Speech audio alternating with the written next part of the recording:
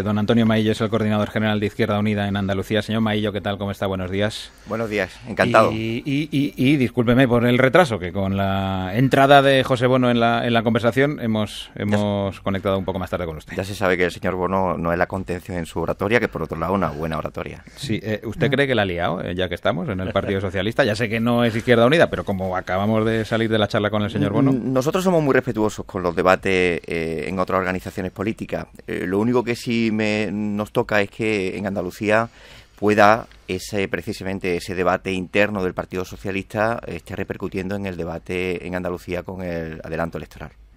Y ahora me meto en el adelanto electoral, pero como los datos de la EPA son de hace 22 minutos y le tengo a usted por aquí, pues le pido una primera valoración de estos datos de la encuesta de población activa con el que damos por cerrado el año 14. Vamos a ver, desde la valoración de que la generación de empleo siempre es positiva, no hay que olvidar algo que es fundamental, y es que se está instaurando la precariedad estructural. El problema es que la generación de empleo no se crea en empleo neto. Hay una contabilidad que proyecta una cierta ficción o falacia, si me permiten, y es que prácticamente toda la contratación y la generación es desde una absoluta precariedad que está configurando un modelo laboral que destroza la aspiración social y que nosotros reivindicamos de empleo estable. Y desde esa perspectiva nos quedamos absolutamente insatisfechos porque de lo que se trata es de generar empleo neto, estable y sostenido. Y a efectos andaluces, teniendo en cuenta todo lo que significan los datos siempre de empleo para una comunidad tan sacudida por el paro como Andalucía, ¿qué valoración particular? Le digo lo mismo, es decir, hay que celebrar la generación de empleo y que la gente trabaje. El problema es que ahora mismo tenemos un 18% de los asalariados que no tienen suficientes ingresos para satisfacer las mínimas vitales, es decir, ya el trabajo no se está convirtiendo en algo o en un instrumento que permita vivir con cierta dignidad, y nos preocupa. En Andalucía no deja de ser como el resto del Estado, pero evidentemente la contratación de empleo siempre es una buena noticia. Señor Maillo, ¿va a haber elecciones anticipadas en Andalucía? Y ahora me dirá, eso es una prerrogativa de la presidenta andaluza. ¿Va o no va a haber? Lo que está claro es que no hay razones objetivas y no hay adelanto por una suerte de acuerdo entre las dos fuerzas de gobierno. Izquierda Unida está en el gobierno y si rompe el Partido Socialista tendrá que explicar las razones, porque hay una suerte de vocabulario engañoso y abstracto que no se sostiene desde la concreción. Acabamos de aprobar unos presupuestos, tenemos 6 meses de necesidad de elaborar acciones políticas en favor de la mayoría social, como suministros mínimos vitales para que ninguna familia se quede sin pagar el agua y la luz y no se la corten. Es decir, hechos que son necesarios en una situación de emergencia en Andalucía. Y en esa situación de emergencia en Andalucía, paralizar la administración es de una irresponsabilidad tremenda. Pero bueno, nosotros estamos preparados para cualquier incidencia y eso sí, estamos preocupados porque si se produce el adelanto electoral, pues las políticas que vayan en beneficio de la mayoría social, como las que le adelanto, o la necesidad de una banca pública para el sector privado de las pequeñas y medianas empresas, las cooperativas, los autónomos, que necesitan crédito. Usted sabe que es el que puede generar una reactivación de la economía, que cree empleo, y sí, de manera sostenida, caigan en saco roto, y eso sí nos preocupa. Si la condición para mantener el gobierno entre PSOE e Izquierda Unida es retirar el, llamémoslo, referéndum convocado entre la militancia para el mes de junio, ¿lo retirarían? Mire, es que se está construyendo una falacia porque no hemos convocado ningún referéndum. Y creo que la señora Díaz se está agarrando a una excusa que no obedece a los intereses de Andalucía. Puede obedecer a su interés personal, ya sea partidario o de cálculo electoral, o su interés personal de su carrera política, pero en ningún caso a los intereses de Andalucía, que necesita un gobierno que trabaje todos los días por resolver los problemas a la gente. Y entonces lo del referéndum no lo hemos inventado los medios, ¿no? No, ustedes no se han inventado nada. Nosotros, ¿qué dijimos? Y ya me da oportunidad a usted para explicarlo. Sí. Nosotros lo que dijimos es, necesitamos este semestre, que es el último año de legislatura, tenga en cuenta que se agota en marzo de 2016, saber que son en realidad 5 leyes estratégicas. La banca pública, como le digo, fundamental para la reactivación de la economía. Yo visito cooperativas en Andalucía, sobre todo el sector agroalimentario, y todas coinciden en que tienen negocio. El problema es que cuando les pedimos que aumenten mercado o amplíen infraestructuras, necesitan un crédito que no se lo da la banca privada. Por tanto, eso es fundamental para la economía. El debate de renta básica para garantizar un mínimo de ingresos a las familias. Los suministros vitales para que ninguna familia se quede sin agua y sin luz. La ley de igualdad contra la violencia de género y una ley sobre la agricultura, que sigue siendo el principal sector andaluz. ¿Qué es lo que hemos dicho? Nosotros somos gente porque hay algunos que parece que han inventado ahora la rueda en el escenario político, que consultamos muy democráticamente a la organización. Y lo que dijimos es, queremos que se cumplan estas leyes, y en junio se da facultad a la Dirección Andaluza para que haga una evaluación de si esas leyes van a ser realidad o no. Y en esa facultad que hace la dirección valora el cumplimiento de esas normas y considera si está cumplido, no hay referéndum. Y si no hay cumplimiento y hay que decidir, hay que tomar una decisión trascendental, pues entonces se consulta las bases. Eso es lo que se ha decidido. Entonces, sobre una no realidad, es decir, sobre una no convocatoria, no se puede argumentar que esa sea excusa. A nosotros nos preocupa saber si es que el Partido Socialista, en estas políticas y leyes de izquierda que queremos desarrollar en este semestre, ellos no comparten y no quieren que se desarrolle. Si hay adelanto electoral, ¿les pilla con el pie cambiado o está todo preparado? Nosotros, mire, usted sabe que una de las razones por las que hubo primarias en junio del año pasado, y que me eligieron a mí como como candidato a la presidencia de la Junta de Andalucía, fue precisamente para estar preparado para cualquier incidencia.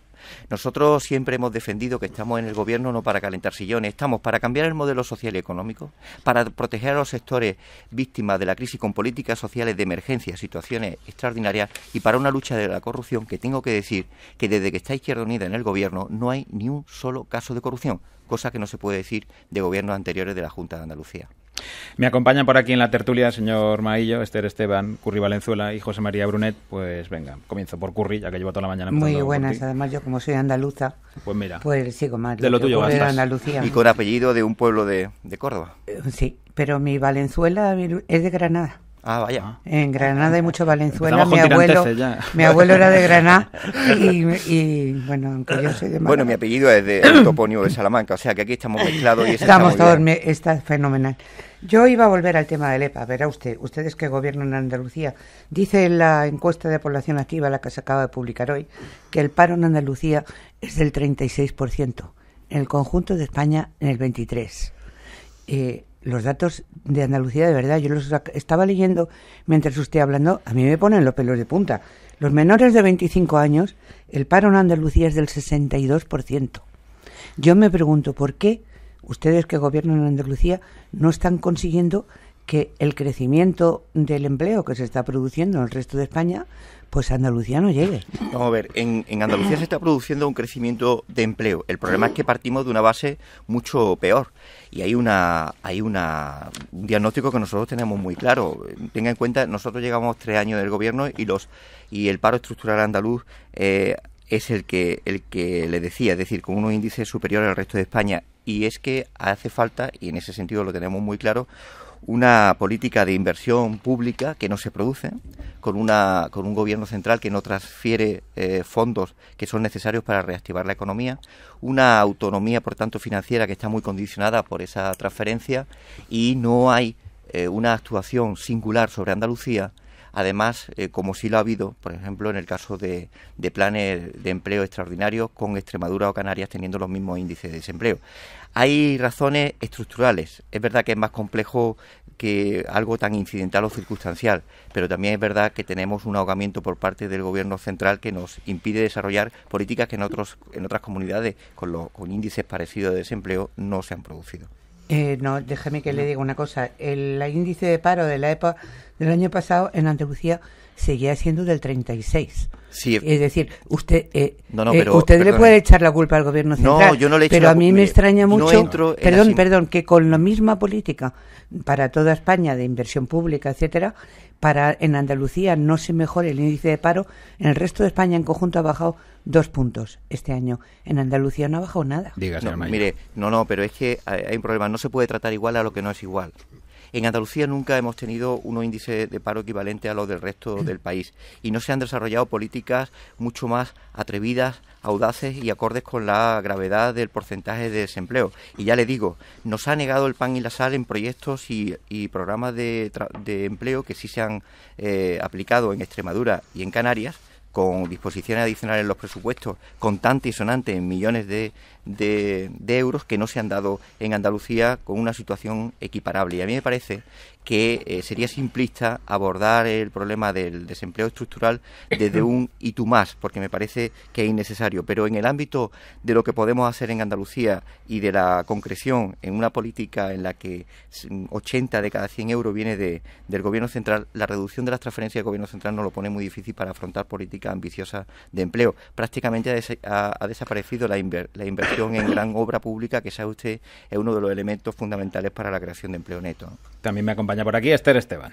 Buenos días. Yo quería preguntarle por Podemos y quería preguntarle qué riesgo para ustedes en Andalucía, en Izquierda Unida, tiene Podemos, y que me diera una opinión, porque lo que se dice es que la presidenta no se entiende con Garzón, que se entendía con Diego Valderas, que se entendía con Centella, pero que no se entiende con Garzón, y de ahí también lo que está ocurriendo.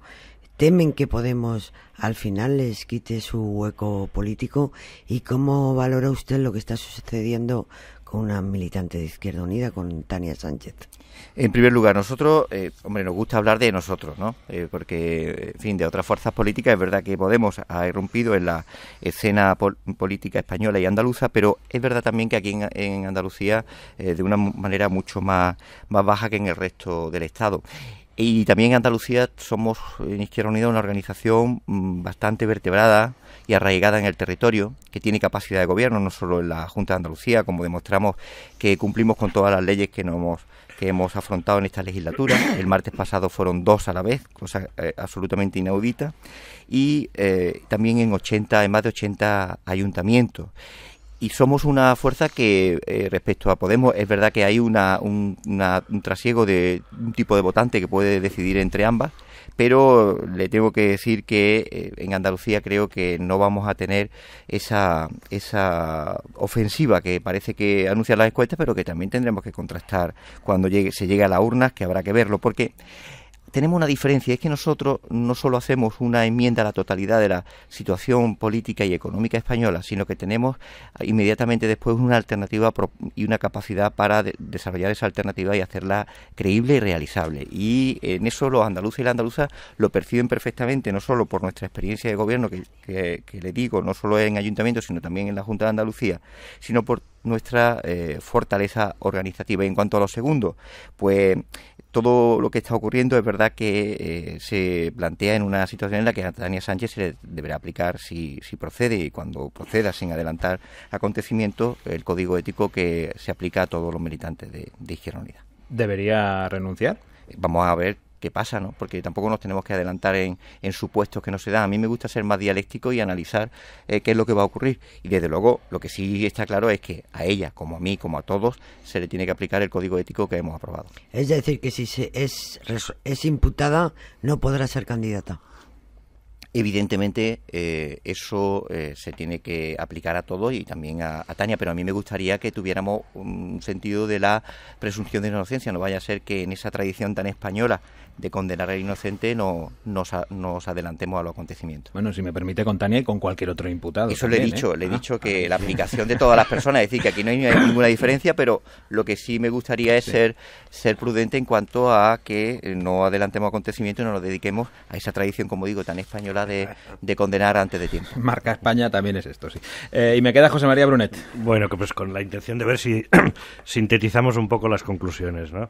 Izquierda Unida evidentemente no tiene que tomar la decisión sobre si se adelantan las elecciones en Andalucía, pero lo que vaya a hacer en las próximas semanas, pues claro que puede tener una gran influencia en la decisión que tome la presidenta. Entonces, ¿cuál sería su pronóstico sobre el horizonte? ¿Usted cree que se acabará la legislatura o cree que la presidenta, en definitiva, está buscando pretextos para pues presentarse luego quizá a retos mayores, porque lo ha insinuado en la primera respuesta? ¿Usted cree que la presidenta de Andalucía está en otros cálculos? A mí me parece que toda la sobreactuación que viene derivada de una pretensión del viaje al Sáhara del vicepresidente, de un no referéndum que lo convierten en referéndum determinante. Es decir, hay una percha en la que se están agarrando casi desesperadamente, estoy viendo, allá ellos con el porqué de ese razonamiento, tendrán que explicarlo a los andaluces, y estoy convencido que una cosa son los intereses personales, legítimos por otro lado, de Susana Díaz, y otra muy diferente, lo que interesa a Andalucía, que es que haya un gobierno que le resuelva los problemas constantes y sonantes y muy concretos que requieren una situación de emergencia social como la que hay en nuestra tierra. Pero si se anticipan las elecciones, ¿ustedes se sentirán corresponsables por haber puesto el listón demasiado alto en la recta final? Nosotros no podemos... Es que no se puede decir que se ha puesto el listón alto cuando lo que hemos pedido, simple y llanamente, señor Brunet, es que se cumpla el acuerdo de gobierno. Es que la banca pública, la renta básica, la ley de igualdad y contra la violencia de género, la ley integral de agricultura, está escrito desde abril de 2012 y se trata de hacerlo cumplir. ¿Por qué? Porque somos gente seria, que cuando haya elecciones le queremos decir a la Andalucía y andaluzas que esta aventura ha valido la pena y que se ha cumplido. Y desde luego, si hay ruptura unilateral del Partido Socialista, la responsabilidad de que no se haga en realidad es única y exclusiva de este Partido Socialista y de Susana Díaz. ¿Me voy pillando el ave para el 22 de marzo, señor Maillo? Espero unos días, pregúnteselo a la señora Díaz. Bueno, pero por si acaso. Bueno. Señor Maillo, muchísimas gracias por acompañarnos, de verdad. Gracias a ustedes por la siempre. charla. Desde la emisora de Sevilla nos ha atendido, señor Maillo.